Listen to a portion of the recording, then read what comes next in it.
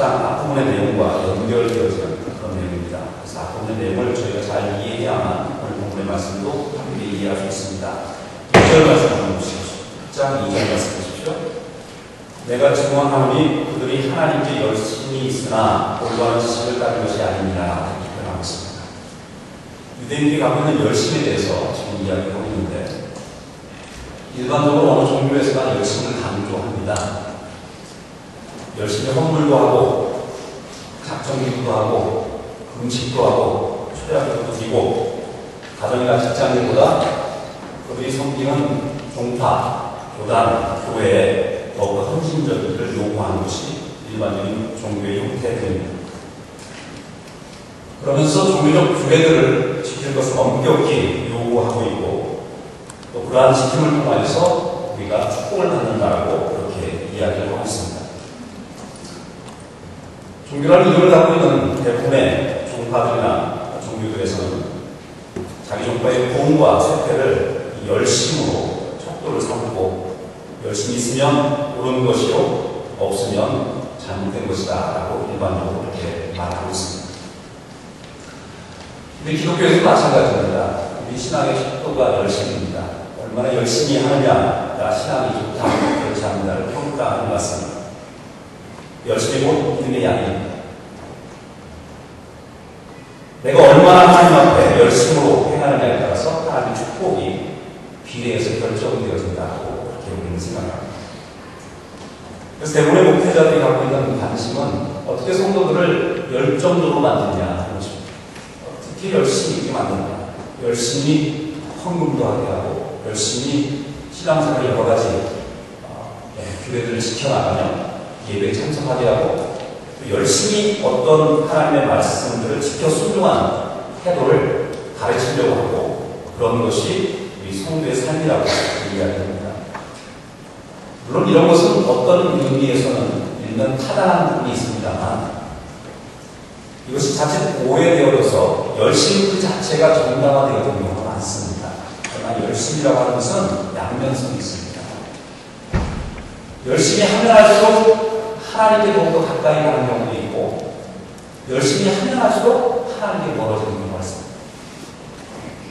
아까도 제가 성경 공부 시간에 이런 말씀을 드렸어요. 시골에서 개를 풀어서 키웁니다. 그러다가 서울에서 손님이라고 오시면 이 개가 손님들한테 해코지 할까봐 목에다가 이 줄을 묶어놓습니다. 근데 평소에 묶여있지 않던 이 개가 한번 묶여있으니까 감당 못하는 이리 뛰고 저리 뛰고 빨리 그 목에서 묶인 이 줄을 빨리 풀기 위해서 애렸습니다. 그런데 뛰면 뛸수록 점점 가운데 박아놓은 막대기에 자기 몸을 칭칭 감게 되는 것 같습니다. 이 개는 자기를 해방시키기 위해서 열심으로 이렇게 뛰어보고 저렇게 뛰어보고 왔다 갔다 하지만 결국 그 결과로 어떻게 됩니까? 최소한 누렸던 자유마저도 잃어버리는 상황이에요. 열심히 있었어요. 열심히 없었던 게 아니에요. 근데 열심히 하면 할수록 더 자기의 삶이 옥죄돼요. 신앙생활에 있어서 방향성이라는 그런 의미에서 중요합니다. 사도 바울은 이 방향성을 두 가지로 얘기합니다. 자기의 의를 방향으로 삼고 사는 사람과 하나님의 의를 방향으로 삼고 사는 사람, 이 두 가지입니다. 근데 유대인들이 지금 자기의 의의 관점을 가지고 방향성을 가지고 살기 때문에 지금 유대인들에 대해서 안타까운 마음으로 여기서 얘기를 하고 있는 거예요. 뭐라고 했습니까? 하나님이 열심히 있으나 올바른 지식을 따른 것이 아닙니다. 열심은 나무랄 데가 없었어요. 그 사람들은 하나님께서 그들에게 주신 말씀을 지키기 위하여서 안식일을 거룩하게 지키라는 그 규정 하나를 지키기 위해서 600가지가 넘는 규정을 만들었어요. 무화과 나무의 열매를 2개 이상 지고 가면 그건 노동이 됩니다. 밥을 하면 안 돼요. 몇 킬로그램 이상의 어떤 물건을 들으면 안 되고, 뭐 병자에서도 안식일이 되면 치료 행위를 할 수가 없었어요. 그렇게 하는 것이 하나님께서 말씀하신 그 율법을 지키는 것이 없었다고 했어요. 그런데 결국 그들의 그러한 열심이 오히려 하나님으로부터 멀어지는 결과가 됐다는 사실을 기억해요. 바울이 이러한 부분에 있어서 이렇게 관심을 집중하는 이유가 있습니다. 그 역시 이전에 자기의 의의를 추구했던 열심을 가지고 살아간 사람이기 때문에 그렇습니다. 그는 어마어마하게 많은 율법을 공부했던 사람이고 이스라엘 안에서도 정말 인정받는 율법 학자였습니다. 그리고 열심히 아주 기침하여서 예수 믿는 사람들이 하나님을 모독하고 잘못된 내용들을 증거한다고 생각을 해서 그들을 박해할 뿐만 아니라 시간을 내서 그들을 쫓아다니면서 먼 거리까지 왕래에 가면서 그들을 붙잡고 그들을 잔혹하게 박해했던 그런 사람이었어요. 그렇게 열심으로 하는 것이 하나님의 의를 따르는 것이고 실천하는 것이라고 생각했습니다. 그런데 돌아보니까 그 모든 것이 하나님의 의를 추구하는 삶이 아니라 자기의 의를 추구하는 삶이었다는 사실이 자기의 삶의 반성을 통해서 나타납니다. 근데 여전히 그러한 상황 가운데 빠져있는 유대인들을 향해서 안타까움을 받게 됩니다. 그들이 열심히 있으나 온전한 지식, 올바른 지식에 그르는 것이 아니라 그들은 방향을 잘못 갖고 있다. 그들은 열심히 하게 할수록 오히려 하나님께 멀어지는 결과가 나타날 수밖에 없다. 나는 그들을 위해서 안타까워한다. 지금 이 얘기를 합니다. 6절 말씀 보십시오. 믿음으로 말미암는 우리는 이같이 말하되 내 마음에 누가 한데 올라가겠느냐 하지 마라. 아니 올라가겠느냐 하면 그리스도를 모셔내리라는 것이요. 혹은 누가 부정에게 내려가겠느냐 하지 마라. 아니 내려가겠느냐 하면 그리스도를 죽은 자 가운데서 모셔올리라는 것이다.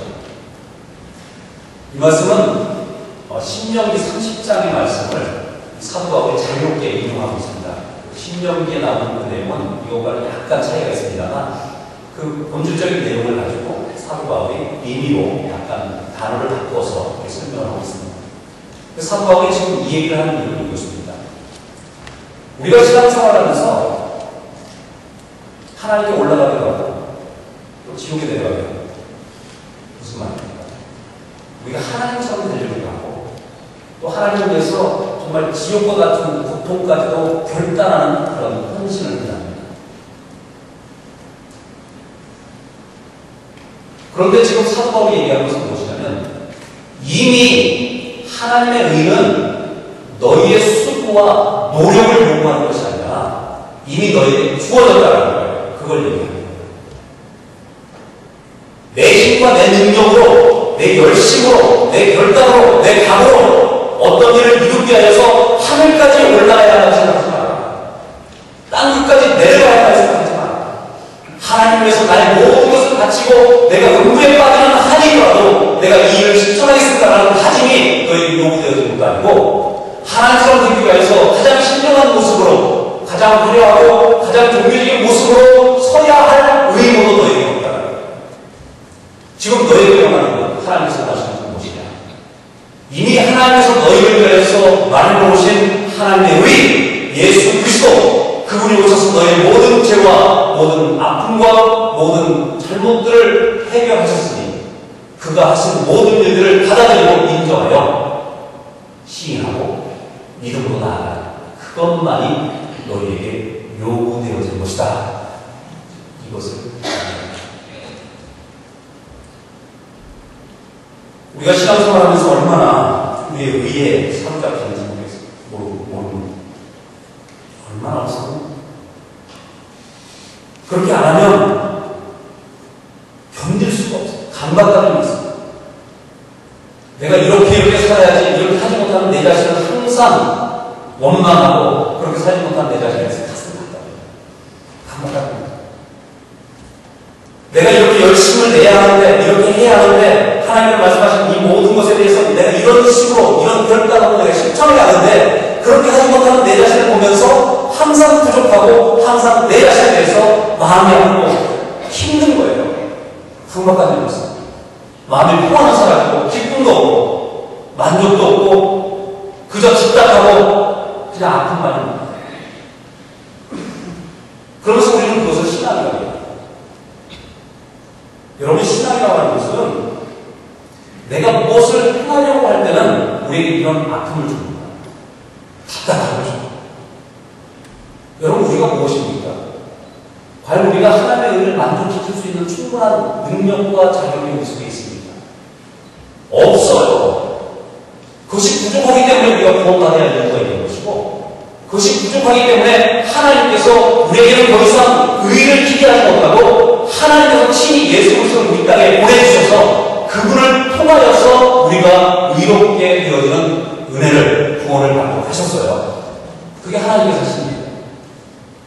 근데 우리는 하나님께서 우리에게 베풀어 주신 구원의 의, 하나님의 의, 예수 그리스도는 거부하고 내 힘과 내 능력과 내 결단과 내 열심과 내 힘으로 하나님을 만족시켜보겠다라고 우리 스스로가 그렇게 이야기하면서 하나님이다. 그런데 아무리 해봐도 만족도 없고 아무리 해봐도 우리가 계획한 그 모든 것에 도달할 수 없는 것이 우리 그래 답답하다. 마음의 기쁨은 사라지고 평안은 사라지고 답답한 마음이다. 하면 할수록 나를 더 옥죄이 그러다 어느 순간 착각도 안 한다. 그래도 내가 저보다는 낫지 라는 착각. 그러다 시선을 다른 사람이 착각합니다. 나의 속에 냉담 어떤 갈등과 그 부족함과 한계는 자꾸 감추고 다른 사람들에게 그럴듯하게 보여주는 내 모습을 유지하기 위해서 우리는 체면지구나. 그래서 자꾸 그렇게 하지 못하는 다른 사람을 향해 손가락질하고 비판하고 비평하고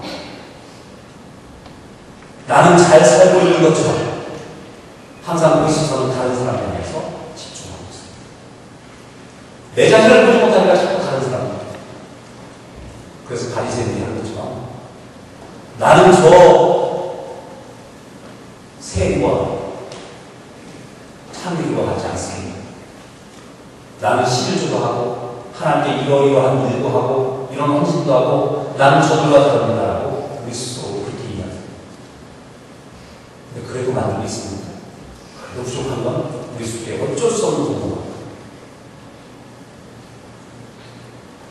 여러분, 신앙생활은 율법적인 삶의 태도를 가지고는 하나님의 의를 이룰 수가 없습니다.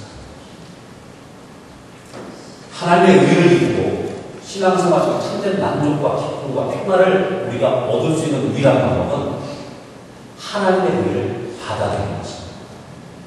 내가 무엇을 하겠다가 아니라 하나님이 이미 우리에게 주신 것에 대해서 그저 감사하고 감격하며 받아들이는 거예요. 왜 우리는 자꾸 하나님 앞에서조차 자존심을 세우려고 하는 겁니까? 그냥 거절하는 게 미안하고 민망합니까? 하나님께서 은혜를 더 주시다니까 창피해요? 주셨는데 왜 내 힘으로 내 노력으로 무엇인가 해야 한다고 생각하세요?